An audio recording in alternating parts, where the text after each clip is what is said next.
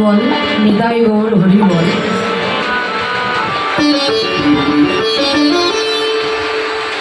হেমশয়ে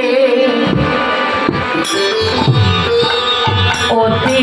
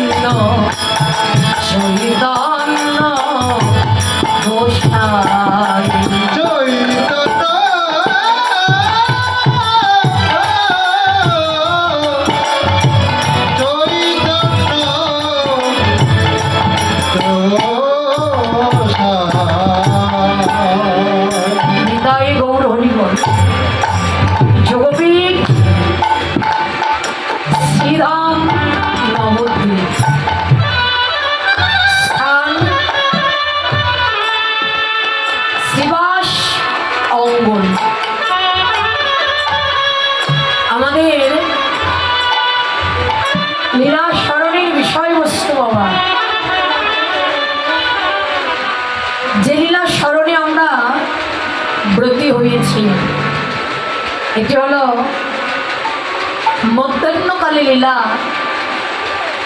শ্রীমতী রাধারানীর সূর্য পূজা। দেখুন, শ্রীমতী রাধারানী সখীদেরকে সঙ্গে করে নিয়ে যাবেন সূর্য পূজা করতে। আসলে তিনি কি সূর্য পূজা করতে যাবেন? শাস্ত্রে বললেন রাধারানী যাবেন ভানু পূজার ছলে কালু পূজা করতে। সূর্যের কিন্তু অনেক নাম, উষা, ভেলো, দিগমণি, অরুণ, তপন, রবি। সময়সূচি অনুসারে নাম হলো তিনটি মা, অরুণ, তপন আর একটি হলো রবি। রাধারানী যাবেন ভানু পূজার ছলে কালু পূজা করতে। সূর্যের এক নাম হলো ভানু, অর্থাৎ সূর্য পূজার ছলে আমার গোবিন্দ পূজা করতে যাবে। রাধা কুণ্ডের তীরে আমার রাধা গোবিন্দের মিলন। তো দেখুন, তার মধ্যে ইতিপূর্বে যে লীলাটি আপনারা স্মরণে ব্রতী ছিলেন, যে লীলা কথা আপনারা শ্রবণ করলেন, এটি হলো পূর্বাহ্নকালী লীলা, ভগবান শ্রীকৃষ্ণের গমন গোষ্ঠ লীলা।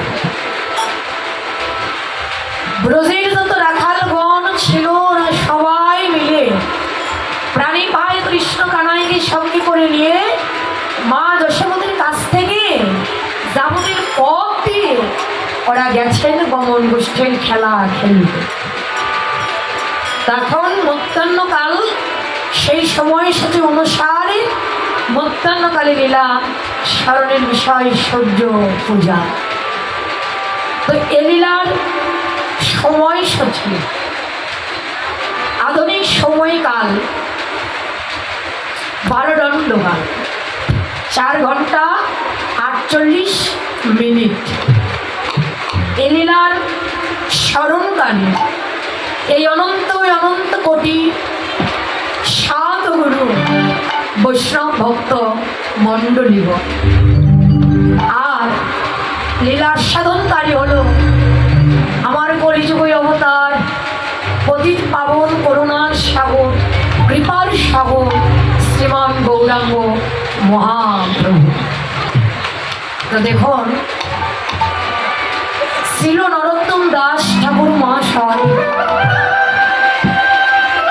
তিনি তার প্রেম ভক্তি চন্দ্রিকায় বললেন, এই জগৎ জীবের সাধন সারণ লীলা, তুমি ইহাতে না করো হেলা, কাই মনে করিও সুস্বাদ।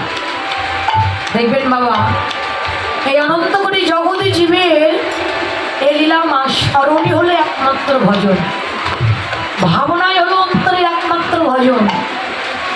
শাস্ত্রে বললেন যে যত বেশি করে ভগবানের নাম লীলা, ভগবানের রূপ গুণ যে যত অন্তরে স্মরণ করবে, যে যত ভাবনা করবে, তার ততই ভজন হবে।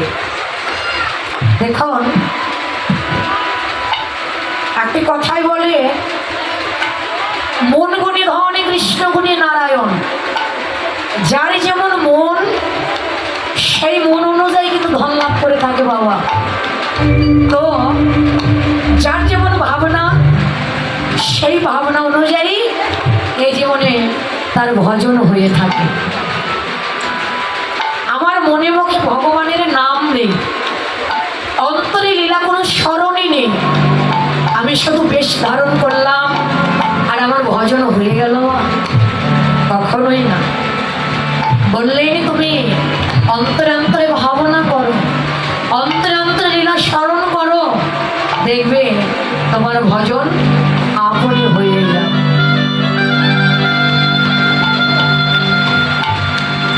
এই যে ভগবানের লীলা, আমাদের গৌরী বৈষ্ণবগণেরা ভগবানের লীলাগুলোকে ওরা বিভিন্নভাবে ভাগ করে ওরা লীলা রস আস্বাদন করে থাকে। তার মধ্যে একজন গৌরী বৈষ্ণব, যার নাম হলো ডক্টর হরেকৃষ্ণ মুখোপাধ্যায়, তিনি তার পদাবলী পরিচয় নামক গ্রন্থে ভগবানের লীলাগুলোকে তিনি আবার 2 ভাগে ভাগ করেছেন বাবা। একটি হলো নিত্য লীলা, আর একটি হলো নৈমিত্তিক লীলা। তো নিত্য লীলা নৈমিত্তিক লীলা কাকে বলে না, নৈমিত্তিক লীলা যে লীলা ভগবান শুধু একবার করেছেন, যে লীলা ভগবান একবার করেছেন, দ্বিতীয়বার তিনি আর করেনি।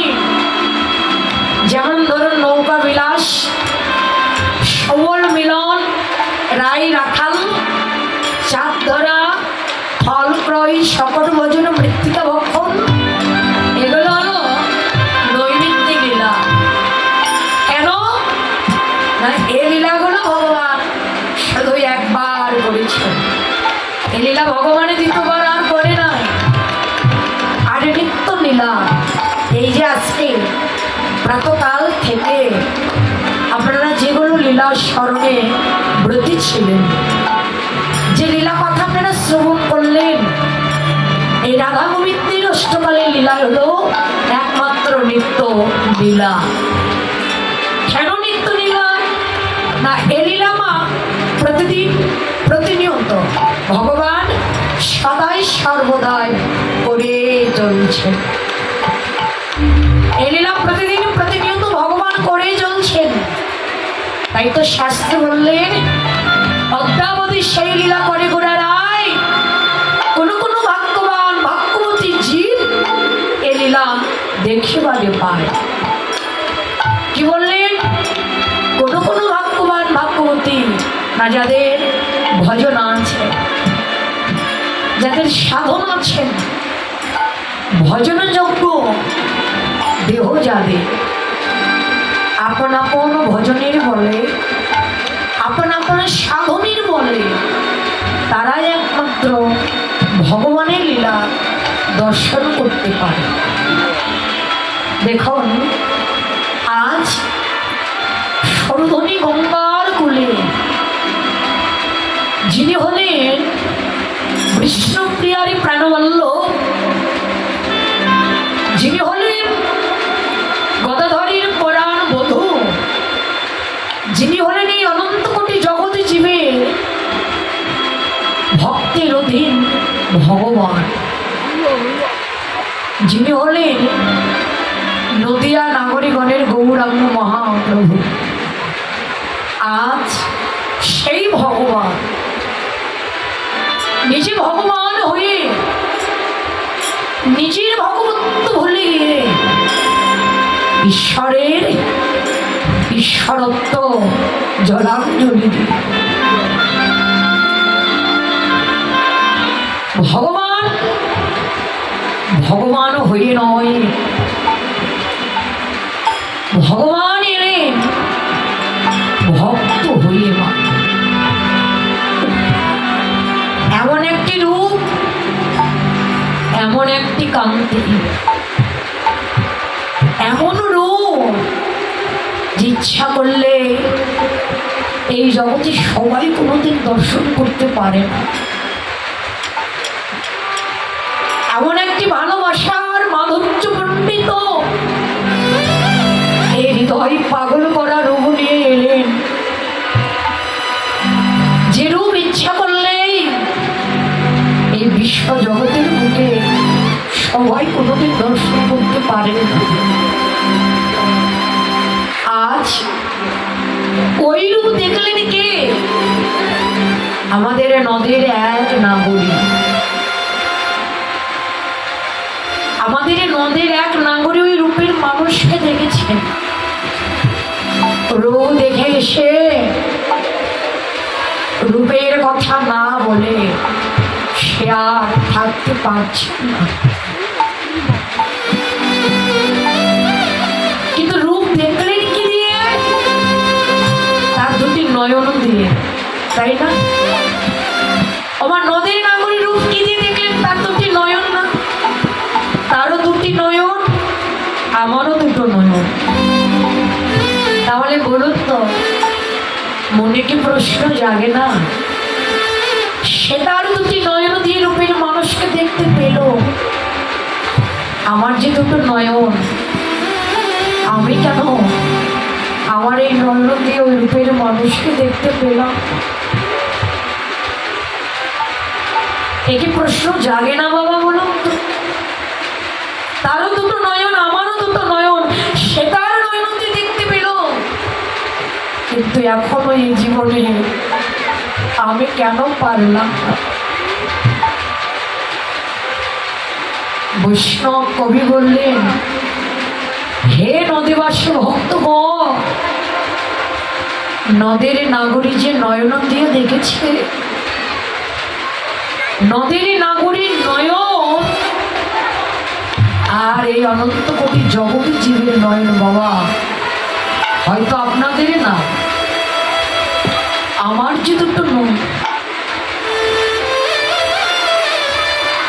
আমার যে নয়ন বিধাতা আমায় যে দুটো নয়ন দিয়েছে, আমার এই দুটি নয়নের মধ্যে আর নদীর নাগরী নয়নের মধ্যে বাবা অনেক পার্থক্য। পার্থক্য কি? ও বাবা, আমার যে নয়ন, এই দুটি নয়ন হলো মা লালসার নয়ন। ও মা, আমার এই দুটি নয়ন হলো কামনা বাসনার নয়ন।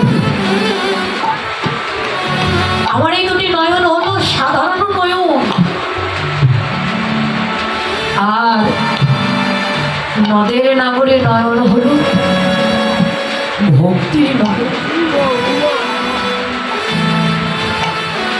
নদের নাগরে নয়ন হল অনুরাগের নয়ন, প্রেমের নয়ন।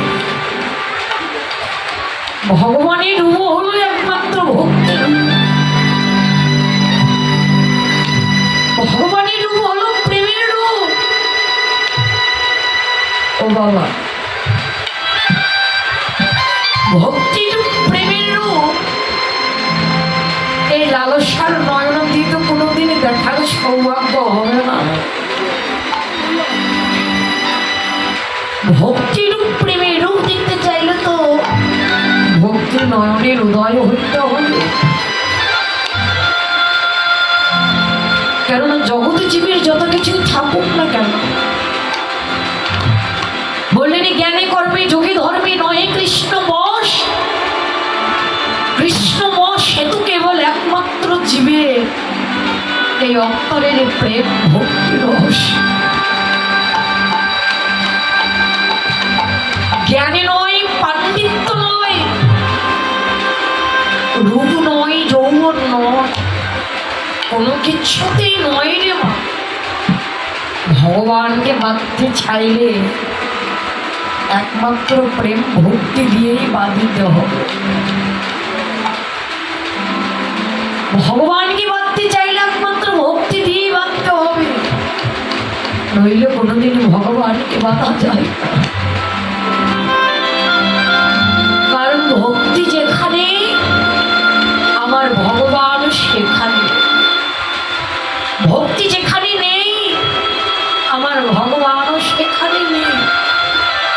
যতই তোমার রাস ঐশ্বর্য থাকুক না কেন, ভগবান তো তাতে কখনো সন্তুষ্ট হয় না। ভগবান একমাত্র ভক্তের এই ভক্তিতেই কেবল সন্তুষ্ট হয়ে থাকে। তাই যদি হতো তো দেখুন, দুর্যোধনের ঘরে তো ভগবান যেত। দুর্যোধন ভগবান শ্রীকৃষ্ণকে নিমন্ত্রণ দিয়েছিল, কিন্তু ভগবান শ্রীকৃষ্ণ তো দুর্যোধনের গৃহে যায়নি, গিয়েছিল কার ঘরে? বিদুরের ঘরে। বিদুরের ঘরে গিয়েছিল। বিদুরের ঘরে তো কিচ্ছু ছিল না। ভগবানের কৃষ্ণকে বসতে দিবে, এই বসতে দেবার মতো বিদুরের ঘরে এমন কোনো জায়গা বা কোনো জিনিস ছিল না। কিন্তু তবুও গিয়েছিলেন। কেন গিয়েছিলেন? না, সেখানে ছিল হৃদয়ে ভরা প্রেম আর হৃদয় ভরা ভক্তি। তো ভক্তি যেখানে ভগবান সেখানে। ভগবান তো নিজেই বলেছেন যে আমার হয়, আমি কেবল একমাত্র তার হই। এই জগতের বুকে যে আমায় ভালোবাসে আমি কেবল তাকেই ভালোবাসি। যে আমাকে চায় আমি তাকে চাই, যে আমাকে না চায় আমিও তাকে না চাই। এটাই কিন্তু বাস্তব। যে আমাকে চায় আমি তাকে চাই, যে আমায় না চায় আমিও তাকে না চাই। এই জগতে দেখবি না যারা ভগবানের চরণে দেহ মন প্রাণ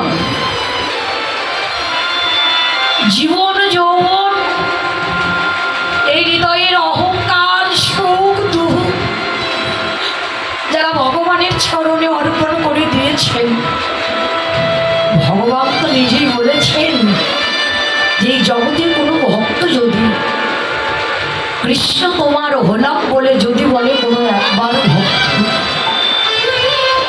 মায়ার বন্ধন হইতে আমি তাকে জনমের মতো পার করে দিই। ভক্তি সহকারে যদি কোনো ভক্ত বলে প্রভু আমি তোমার হলাম, তুমি নিজ গুণে কৃপা করে তোমার ওই শ্রী চরণে আমায় আশ্রয় দাও।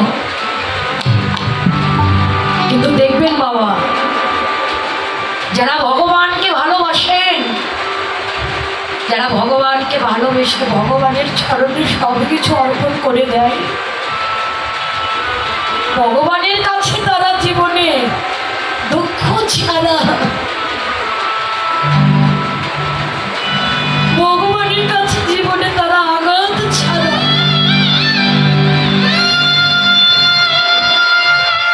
ভগবানের কাছে তারা নয়নের জল ছাড়া এ জীবনে তারা ভগবানের কাছে কিচ্ছু পায় না বা ছায়ও না। যারাই ভগবানকে ভালোবেসেছেন এ জীবনে তাদেরকে সারা জনম শুধু কাঁদতেই হয়েছে। একটা জিনিস দেখবেন মা, কাটার আঘাত ছাড়া যেমন গোলাপ ফুল তোলা যায় না, এ জীবনে দুঃখ ছাড়া, বেদনা ছাড়া, বিরহ ছাড়া ভগবানের কোনোদিনই কৃপা লাভ হয় না। স্বর্ণকার যেমন সোনাকে আগুনে পুড়িয়ে পুড়িয়ে যেমন খাঁটি সোনা করে বের করে নেয়, আমার ভগবানও তেমনি ভক্তকে তার প্রেমের আগুনে পুড়িয়ে পুড়িয়ে তাকে খাঁটি ভক্ত করে বের করে নেয়। কিন্তু ওই ভক্ত ভগবানের কাছে কিচ্ছু চাই না, চাই শুধু সারা জীবন দুঃখ। কারণ আঘাত না পেলে, দুঃখ না পেলে তো ভগবানকে ভুলে যাব, ভগবানকে তো কখনো ডাকবো না। যার প্রমাণ আমাদের মহাভারতের কুন্তী মাতা। 18 দিনে যুদ্ধ শেষ, এবার প্রভু ভাবলেন আমার প্রয়োজনও শেষ, আমি আর এখানে থেকে কি করব। তাই হস্তিনাপুরের সমস্ত ভক্তদেরকে ডেকে ডেকে বলছে, গো তোমরা এসো, তোমরা এসে ছেড়ে নাও, কার কি প্রয়োজন, আজকে যে যা চাইবে আজ আমি তোমাদের তাই দান করে দেব। কেউ এসে বললেন, প্রভু আমায় ধন দাও, প্রভু আমায় ধন দাও, প্রভু আমায় নাম দাও। সবাই শুধু বলছে আমায় দাও আর দাও। কিন্তু এক দক্ষিণ মা দূরে দাঁড়িয়ে নয়ন জলে মুখ ভাসিয়ে দিয়ে কাঁদছেন আর ভগবানের এই দৃশ্য দেখছেন। ও বাবা, ভগবানকে ভালোবেসে ভক্ত যেখানেই কাঁদুক না কেন, পাহাড়ের মধ্যেই কাঁদুক, ঘরের ভিতর থেকেই কাঁদুক, আর জঙ্গলের মধ্যে থেকেই কাঁদুক, তার নয়নের জলটা যদি সঠিক হয়, অন্তরের ছাওয়াটা যদি সঠিক হয়, ভগবান তার কাছে ছুটে যাবে, ভগবান তার কাছে যেতে বাধ্য। ভগবান তো সব সইতে পারেন, ভক্তের নয়নের জল তো কখনো ভগবান সইতে পারে না। কুন্তী মাতা যখন কাঁদছেন, এবার ভগবান কৃষ্ণ কুন্তী মাতার কাছে গিয়ে তার নিজের হাত দিয়ে চোখের জল মুছে দিচ্ছেন আর বলছেন, পিসিমা, ও পিসিমা, তুমি অমন করে কাঁদছো কেন? তোমার তো কাদার দিন শেষ, তোমার তো কাদার দিন শেষ, তুমি কাঁদছো কেন? পিসিমা, তুমি না রাজমাতা, তোমার পঞ্চ পাণ্ডবেরা হয়েছে রাজা, তুমি হলে রাজমাতা, রাজমাতার চোখে কি জল শোভা পায়? পিসিমা, চোখের জল মোছো। কুন্তী মাতা বলে, কৃষ্ণ, সত্যই কি আমার কাদার দিনে শেষ হয়ে গেছে? বল। হ্যাঁ পিসিমা, সত্যই তোমার কাদার দিনে শেষ হয়ে গেছে। আগে রাজ্য ছেড়ে বনে বনে ঘুরেছ, কতদিনে খেয়েছ, কতদিন না খেয়ে দেখেছ, তাই কত কষ্ট পেয়েছ, তাই কেঁদেছ। এখন তো তোমার আর সেই দিন নেই, তুমি হলে রাজমাতা, রাজমাতার চোখে তো জল শোভা পায় না। কৃষ্ণ, কিন্তু তুই যে কিছুক্ষণ আগে বললি রে বাবা যে তোর নাকি যাওয়ার সময় হয়ে গেছে, এই কথাটা তুই কেন বললি বলতো? এই কথাটা তুই কেন বললি যে তোর যাওয়ার সময় হয়ে গেছে? কেন পিসিমা? আমার তো যাওয়ার সময়ই হয়ে গেছে, আমি এখানে থেকে আর কি করবো বলতো? আমি যাই কৃষ্ণ। কুন্তি মাতা বলে, কৃষ্ণ তুই জানিস না বাবা, যারা বলে আমি আসি তারা আবার ফিরে আসে, কিন্তু যারা বলে আমি যাই, আমার যাবার সময় হয়ে গেছে, তারা তো আর কেউ কোনোদিন ফিরে আসে না বাবা। যারা বলে আমার যাবার সময় হয়ে গেছে, যারা একবার